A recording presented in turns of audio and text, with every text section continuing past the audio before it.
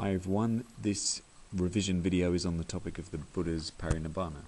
The learning outcomes are to describe the Buddha's Parinibbana and explain why the Buddha's Parinibbana is important for Buddhists. The keyword, rather obviously, is Parinibbana. What does it mean? It is the state of perfect peace which the Buddha reached when he died. So when the Buddha was 80, which was a ripe old age for 2,500 years ago, he announced that he would soon achieve Parinibbana, which is final and complete Nibbana at the passing away of a Buddha, fully enlightened being. Soon after this, the Buddha ate a meal, which was provided to him by a blacksmith, and afterwards he became quite ill. So many people say that the Buddha died from food poisoning. As far as Mahayana Buddhists are concerned, the Buddha wasn't really ill, he was just manifesting the appearance of illness in order to teach people about the reality of suffering and impermanence. His final words, the Buddha's final words, were all composite things. Everything which is made up of stuff in the world, all composite things pass away, including you and I. Strive for your own liberation, your own nibbana with diligence. So do it properly, make a proper effort. Buddhists believe that he did not die in the normal sense of the word, but achieved, as I have said, this state of Parinibbana, which is deathless. So it is a highly desirable state to achieve. So that is the first learning outcome describe the Buddha's Parinibbana. Let's give that a tick and move on to the second learning outcome, which is to explain why the Buddha's Parinibbana is important for Buddhists.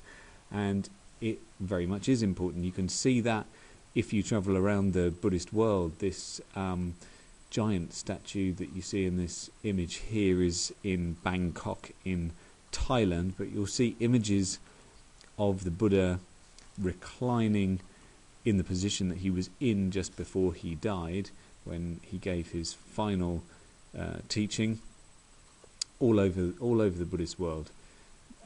So anyway, why is the Buddha's Parinibbana important for Buddhists? It is the state of peace and happiness which he reached when he died. That's important. He achieved it by following the Eightfold Path and living the middle way. He escaped from the cycle of samsara, the suffering of old age, sickness and death and rebirth and over and over again. And Buddhists believe that the Buddha escaped from the cycle of samsara by following the Eightfold Path and the middle way. Therefore, that means that Buddhists can achieve the same thing if they live their lives in the way that the Buddha recommended. So that meets our second learning outcome, explain why the Buddha's Parinibbana is important for Buddhists. The bullet points which I showed you on the previous slide can form the basis of an 8-mark answer if you're asked the question in this year's exam, explain why the Buddha's Parinibbana is important for Buddhists.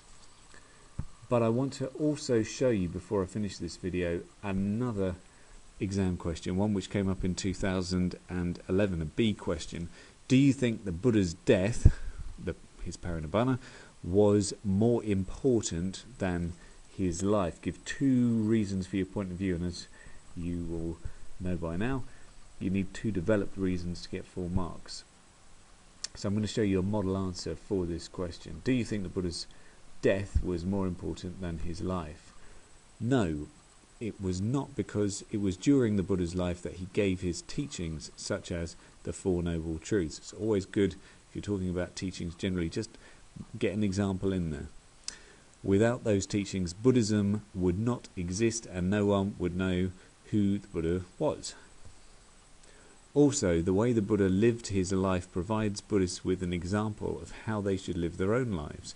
The Buddha lived according to the middle way and said that his followers could achieve Nibbana just as he had if they did likewise. 2 developed reasons, 4 out of 4. And I think that is the end of this video. Thanks for watching.